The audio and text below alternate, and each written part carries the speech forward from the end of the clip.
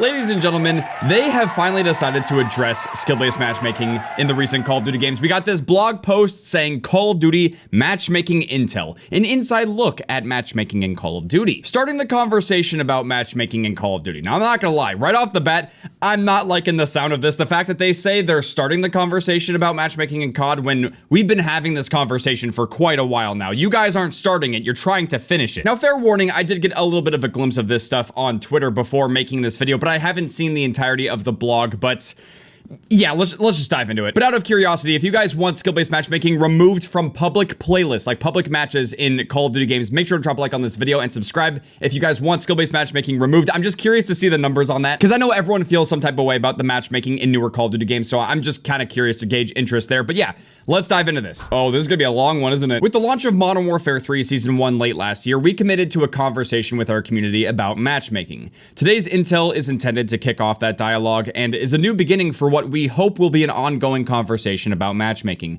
sharing our process and learnings with you to answer questions and concerns we've seen within the community. This blog focuses on how matchmaking works across multiplayer only. We will be continuing the conversation about matchmaking in other modes, such as Call of Duty Warzone and ranked play at a later date. So yeah, for now, this COD blog is only discussing 6v6 multiplayer, you know, the typical Call of Duty multiplayer experience, not Warzone and not ranked play, at least not yet. For players that have heard the term but aren't familiar with what we're referring to, matchmaking is a multi-factor process to place players on teams with and against each other to compete in online games. I'm only laughing because, like, who doesn't know what matchmaking is? Every time you go to search for a game, you're matchmaking. You think we're dumb? The single biggest priority with respect to multiplayer matchmaking is delivering a fun experience to our players. Yeah, we're really just gonna have to take this at face value, aren't we? While we have many years of testing and learning as part of our matchmaking process, we are continuously working to deliver the best experiences possible. For that reason, we continue to test and look forward to more enhancements to come. Wait, hold on. We often see the community refer to our matchmaking system as skill-based matchmaking. Call of Duty does consider skill, or more specifically player performance, as a component, as do most in the industry. But skill is not the dominant variable. We consider and prioritize several factors to create lobbies. Who else is sitting there pressing X out right now? I'm currently trying to withhold the desire to just rip this blog post to shreds right now. We gotta read the whole thing first. Okay, so they have an overview here and it says, Call of Duty multiplayer matchmaking is composed of many factors. And they made this little picture here that says, well, here's the lobby. It says connection, time to match, skill/performance, platform, voice chat, input device, recent maps and modes, and playlist diversity. Okay, so I don't know if this is just like some arbitrary circle, but they put connection at the top, and I feel like that was done intentionally to be like, connection is the most important thing. Does that mean that voice chat is the least important thing then? Why is this like got a gray color or like brown color? It's at the bottom. Oh yeah, here we go. They literally have it, I think, possibly ranked in terms of like what's most important. They actually say that connection is the #1 thing. It says, as the community will attest, ping is king. Connection is the most critical and heavily weighted factor in the matchmaking process. Hey Siri, what's the definition for bold-faced lie? Here's what I found. For #2, they have time to match. This factor is the second most critical to the matchmaking process. We all want to spend time playing the game rather than waiting for matches to start. Oh my god. They have not played Call of Duty 4. Potentially not even World at War. Those games, it would take like less than 5 seconds to click, look for TDM, and then be put into the match and be playing the game. That is not how it works anymore. I'm booting up Modern Warfare 3 right now. Okay, to be fair, do I really need to actually? Because there's been multiple tests of this shown on Twitter and also on YouTube as well. People have done the test. People have shown that like back then on COD 4 and World at War, you could find matches in like 5 to 10 seconds and you'd be in the game. It hasn't been that way for quite some time now. Now, obviously, some of that has to do with how long it takes for the maps to load, because the maps are obviously, you know, they're more detailed, they're higher quality now, but the actual search time itself, like watch. I'm booting up the game for the first time today, and I'm gonna just queue us for one mode. I'm taking everything off, and I'm just gonna queue for TDM, just team deathmatch.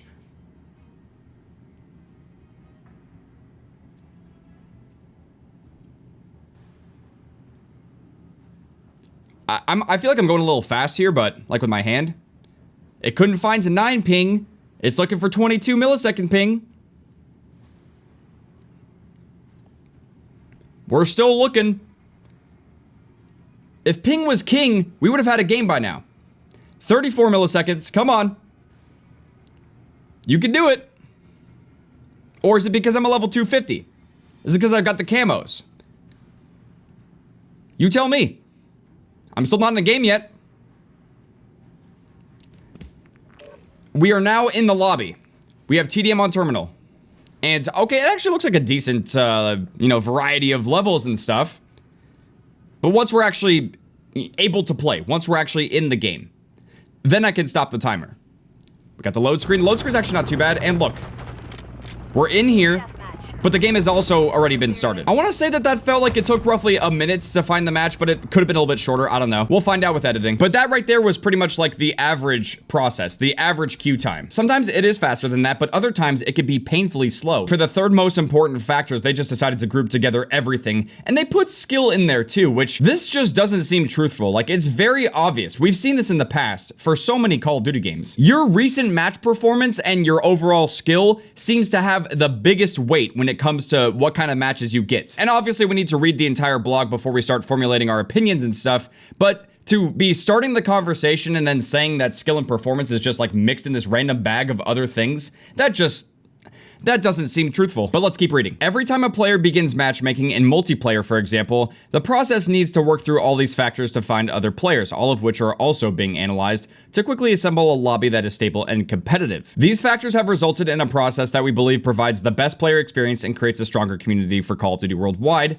Let's get more technical on a few of these factors. Okay, so I personally read this entire paragraph and it's not anything too crazy. If you guys want to pause the video and read it, you can if you want to, but they're basically just dissecting and explaining how ping works and stuff like that in the Call of Duty matchmaking system. It's nothing too crazy. We're gonna move on. Okay, now this might be a more interesting one. It says measuring time to match for matchmaking. Any form of matchmaking takes time. If the wait time in a lobby is excessively long, players typically recycle the process by canceling out of matchmaking search and restarting it, or even quitting.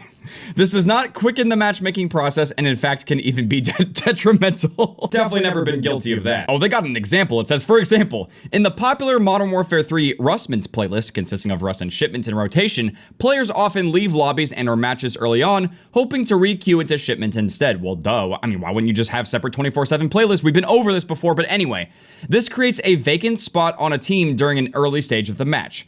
As the matchmaking process may prioritize backfilling that spot, this can result in players perceiving that Rust is disproportionately selected over Shipment. TLDR, trying to cherry pick maps may have an unexpected result. Our goal is to ensure that players spend more time playing matches rather than waiting for them. Just make separate 24/7 playlists. You don't need to try to group together Rust and Shipment. Oh, we've been through this so many times. And like, what's so funny is Modern Warfare 3 actually has map voting. So the community will basically, more often than not, pick Shipment over Rust anyway. But here's the thing, they've actually had separate playlists for Rust 24/7 and Shipment 24/7 already, and I'm pretty sure what they saw is that basically everyone flocks to Shipment and everyone ignores Rust, and it seems like they're trying to like force Rust upon people and be like, hey, we've got other small maps. You know what I mean? Like, they're trying to push the map on us instead of letting us play exactly what we want. Okay, here's the big one, boys. It says measuring skill for matchmaking. While skill is one of several factors in Call of Duty multiplayer matchmaking, we know the community wants more information about how it fits into the process. Skill is determined based on a player's overall performance, their kills, deaths, wins, losses, and more, including mode selection and recent matches as an overall metric across all multiplayer experiences. This is a fluid measurement that's consistently updating and reacting to your gameplay. Skill is not only a factor in matchmaking players against appropriate enemies, but also in finding teammates. And this seems abundantly obvious because as someone who's usually performing at the top of the leaderboard every single game, my teammates are basically always useless. I'm always having to carry, just not so great players. Which does also lead to a bad experience because when I'm solo queuing, I can't find good teammates. And the rare time that I actually do get really good teammates, we typically end up destroying the enemy team and they usually end up rage quitting, and that match is very short-lived because, everyone leaves and then the game ends. I guess that's just a consequence of being good at the game, which is a common theme, and we'll discuss that more in a bit. Call of Duty has historically considered player performance among other factors as part of our matchmaking process. Our work in this area dates back as early as Call of Duty 4 Modern Warfare 2007. Skill is implemented across the video game industry, and we recognize that continuous refinement is required to deliver the best possible experience for our players. Yeah, they keep referencing Call of Duty 4, but I don't think they've played it, because in COD 4 you could matchmake into lobbies extremely fast, and on top of that as well, even though, COD 4 was my first Call of Duty game, that was really my introduction to online FPS games, and I was not good at COD 4 when I first played it, but I put in a lot of time trying to get better, and I'll tell you this, I played against a wide variety of players. I played against people who were just as bad as me, like lobbies full of people that barely knew what the fuck was going on. But then I also played lobbies against people who were just destroying me. And you know what I did? I stayed in those matches. I watched the kill cams. I was learning from what they were doing. I was trying to figure out how to get better at the game. And that does not happen when people who are new and casual and just figuring things out only play against people just like them. When I was playing against people who were also just as bad as me, I didn't learn a damn thing. I was still playing just as bad as I would have ever played. But when I finally got matched against people who were better than me, I could learn from them. We are missing this in the newer Call of Duty games. Whew, mini rant over. Oh my God. We really need to get through this whole thing. We use player performance to ensure that the disparity between the most skilled player in the lobby and the least skilled player in the lobby isn't so vast that players feel their match is a waste of time. Our data on player outcomes clearly indicates that the inclusion of skill in Call of Duty's multiplayer matchmaking process, as it currently stands, increases the variety of outcomes experienced by players of all skill levels. In other words, all players, regardless of skill level, are more likely to experience wins and losses more proportionately. So based off of this, it seems like they're mostly focusing on win-loss, which I kind of said that at the start of Modern Warfare 3. It felt like when you were winning more, specifically actually winning your games, your lobbies would start to get sweatier and be more difficult. You know, if you toss the match and you end up losing, then it kind of feels like you're going to get some easier games. But here's the thing. Winning and losing isn't everything. I know that some people, especially like newer Call of Duty players and like newer gamers nowadays, they seem to mostly care about winning and then just being like, oh, the match was easy, like that whole stupid thing. But the truth, though, is that even if you win, it doesn't mean that you played a fun match. It doesn't necessarily mean that things were good. I know that that's really all they have to go off of because they're not able to monitor every single match that's played of Call of Duty. I mean, that would be ridiculous. But in their own words, they're implying that if you win a match, you probably had a good game or you had fun, versus if you lost, maybe you didn't. So just keep that in mind when you're playing Modern Warfare 3. Our data shows that when lower skilled players are consistently on the losing end, they are likely to quit matches in progress or stop playing altogether. I know this is going to be a really cliche or repetitive thing to say, but honestly, that just sounds like a skill issue. Like, if you're bad at the game and you're playing against people who are better and you don't want to try to get better at the game and you're going to quit, then you're just not cut out to play Call of Duty. I don't know what to tell you. And all things considered, that's hilarious because this game has some of the strongest aim assist and is still one of the easiest FPS games to get into and play. So if you're a low skill or casual player who's going to quit just because you got one game against someone who's good, that's on you, man. I'm just keeping it real with you guys. The reason why they're protecting these players is because they want them to stay on the game and also spend more money on the game too, which is why we have all these goofy and wacky skins in the store. But we've got some more reading to do, and we could talk about how the store might impact matchmaking as well. Picking up from where we left off, it says this has an effect on the player pool. A smaller player pool means wait times for matches increase and connections may not be as strong as they should be. This can compound over time to create a spiral effect. Eventually, when only high-skilled players remain because lower-skilled players have quit out of frustration, the result is an ecosystem that is worse overall for everyone. Now, I don't think they meant to do this, but they actually just kind of explained one of the holes and one of the problems in the matchmaking system. You see, if you're a lower skilled player, which is the casual crowd, and it does make up the majority of the Call of Duty player base, if they are being protected and they are playing in their own matches, while high skilled players are being put into a different matchmaking pool and they're being separated from low skilled players, then this is obviously going to hurt the matchmaking times for the high skilled players, and it's especially going to hurt the connection experience for people who are really good at the game. This entire paragraph just exposed one of the biggest problems, and it's the reason why getting better at the game doesn't sound so appealing nowadays, because if you get too good at the game, it could take longer to find matches, you're going to get a worse connection, and once you're finally in a game, it's probably going to be unbearably sweaty, and you as a high-skilled player will probably just leave it because you're not going to have any fun. But lastly, they say here, game data indicates that having some limitations on the disparity of skill across the players in a match makes for a healthier ecosystem. Wait, is this basically saying that from their own data, that limiting the amount of skill in their own matchmaking system actually makes for a better experience? Yo, they're actually admitting that. Okay, now that's pretty huge. At least I think that's what they're saying. I hope I'm understanding that properly. But they continue to say, we also understand that many high skill players want more variety of experience, but often feel like they only get the sweatiest of lobbies. We have heard this feedback clearly and will continue to test and actively explore ways to mitigate this concern. Thank you. And after that, it says future comms. In addition to today's blog, our technology team is developing a ping and matchmaking white paper for those inclined to get into the more granular information about Call of Duty matchmaking. I would love to see see that. It says, stay tuned for more on this publication. Wait, they say to conclude, we want to answer some of the most frequently asked questions from the community. Oh, this is gonna be good. Let's get into it. Community questions. Does Call of Duty consider player engagement, time played, as a factor in matchmaking? We do not consider how often or how much you play when determining matchmaking.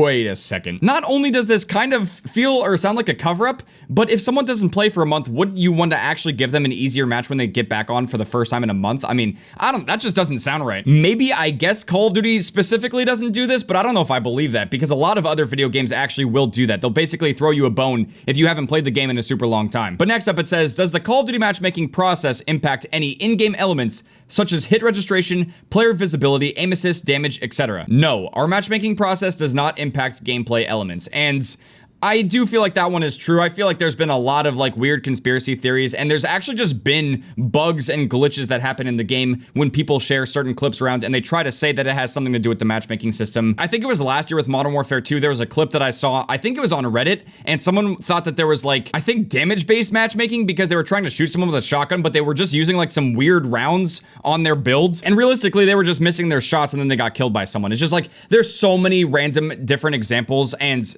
they can typically be explained by other means, and it doesn't really tie back to matchmaking. But dude, I don't know if I believe this next one. It says, does spending money on Call of Duty content such as bundles, battle pass, or black cell change how players are matched? And they say, money spent does not in any way, shape, or form factor into matchmaking. We need to have a discussion about this because a lot of people have actually pointed to the fact that the newer Call of Duty games, and actually, you know, COD games for quite a while, have had what they call EOMM, which is engagement optimized matchmaking, which means that they actually incentivize you to buy things and have that factor into the matchmaking system. So as a prime example, and we did see this in Black Ops 3, if you spend money on COD points and opened up supply drops and you got a brand new gun in Black Ops 3, typically what they would do is they would try to matchmake you against people who did not own it to incentivize them to want to open up supply drops and potentially spend money on them. Because obviously you could grind the game and you could play it for free and you could earn supply drops and you could get crypto keys.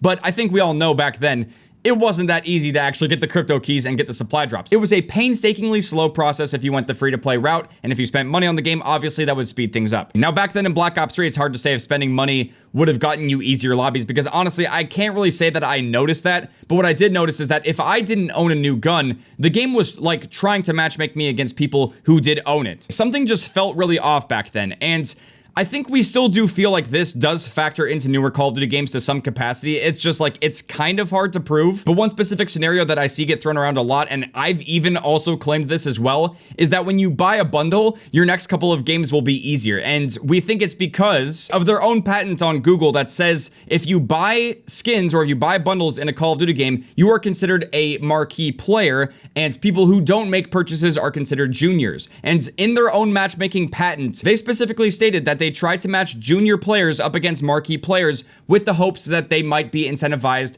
to want to buy that thing. I gotta say though, man, props to them for actually answering this question. They did give an answer, and we have to take it at face value. I mean, I don't know if it's completely true or not. I don't make Call of Duty games. I don't work on the matchmaking system, so I can only really take it at face value. If you want to believe it, you can believe it, and if you don't want to believe it, then that's up to you as well. This next one's kind of an interesting one. It says, does Call of Duty use bots in multiplayer matchmaking? And it says, Call of Duty multiplayer does not use bots as part of the general matchmaking process. If this changes in the future, we will inform the community. And I mean, like, we do have one example of this. Obviously, we have the invasion mode, which does use bots. It uses AI, but we're talking about actual matches. Like, if you were to queue up for 6v6 team deathmatch, there's not bots in multiplayer, but there are people who have been selling bot services. Like, you could pay money to kind of farm basically AFK players. I don't know if they're actually bots or not, but there's been some weird footage going around, and it all stems from people who have been exploiting the game. And honestly, that kind of stuff should just be taken down. Like, it shouldn't be allowed to be a thing, but it has spread some false rumors about there being bots in multiplayer, which is, it just sucks. Ooh, this is an interesting one. It says, do partners or content creators get special consideration in general matchmaking? And it says, no. Aw, darn. We do not change the matchmaking process based on who owns the account. In specific cases, such as for events like Call of Duty Next, we may be required to customize how lobbies are formed. However, these events usually take place in private matches and don't impact general matchmaking, which, I mean, that should go without saying. But yeah, but again, you can take this statement at face value if you want to. Speaking from my own personal experience, I don't think I've been getting any kind of special consideration for my matchmaking. I get completely terrible lobbies pretty often. I do get some good lobbies here and there and stuff too, which is typically what I like to share. especially, you know, when it comes to hitting clips and stuff like that. Because if you're getting bad matches, the only thing that you can share from that is rage and frustration, which does make for some good content here and there. But overall, I think most of us would like to play some good and fun matches. Have you ever considered an opt-in/opt-out system for the matchmaking algorithm? Ooh. Our data suggests that splitting the player base with an opt-in/opt-out matchmaking system will have negative consequences on the overall player pool. That means potentially longer wait times based on the type of matchmaking selected, plus add into our playlist map and mode history, platform, and more, and matches with poor connections. And honestly, that probably is true. It would split the player base, which is why they should just really tone back on the skill aspect of things. Oh wait, looks like this next question might actually address that. Have you ever tested removing skill as a consideration from matchmaking? Oh, this could be huge. We have run tests over the years to determine if removing skill as a consideration from matchmaking makes sense. We will continue to launch these tests periodically. To date, the data remains consistent with what we detailed above. Players tend to quit matches or stop playing if they're getting blown out, resulting in a negative overall experience for all players in the lobby and the general player population. We purposely do not disclose when these tests occur because it may impact feedback or the data we see during these tests. So it sounds like they might have actually basically removed the skill element or the performance element from matchmaking from time to time. They don't tell us because obviously they don't want us to know. They want to try to collect data behind the scenes. But it is interesting to see that this is stuff that they've been testing out and working on. And lastly here it says, have you considered removing skill from matchmaking in specific general multiplayer game modes? We have considered this in the past, and we will continue to examine if this idea makes sense as part of an experimental playlist or in specific modes. We have nothing to announce on that front today. Oh my, no, come on. I will say that with the announcement of all of this stuff, it would have been a genius idea to just actually release an experimental playlist on Modern Warfare 3 called No Skill-Based Matchmaking. I feel like that would have been a genius idea, and it would have coincided very nicely with this article. Even though they're kind of randomly doing these tests and trying to privately experiment and stuff like that, I do think at some point it would be nice to have a obvious public playlist that the community would know doesn't have any skill-based matchmaking. That way we can have our turn. We can have fun with it. We can test it out and try it out and see how it is compared to the base experience. That would be very interesting to see. I do feel like they don't really want us to have access to that. Like they don't want us to have the power to be able to see what it's like to not have any skill-based matchmaking and then compare it directly to the main experience that we play basically every single day. But yeah, guys, that is the entirety of the Call of Duty matchmaking multiplayer matchmaking process matchmaking blog matchmaking.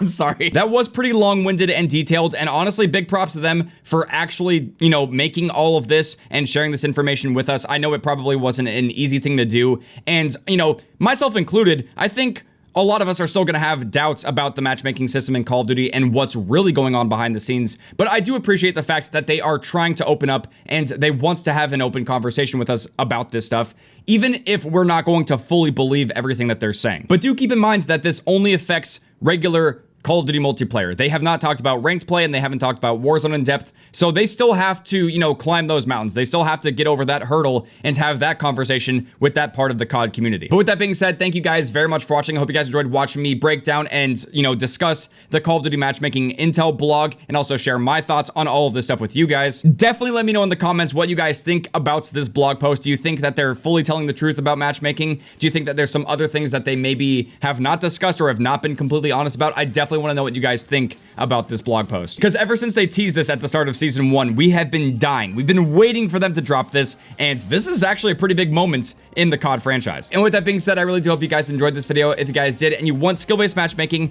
to be removed from public matches, make sure to drop a like. I'll see you guys later. Outcome, Triangle.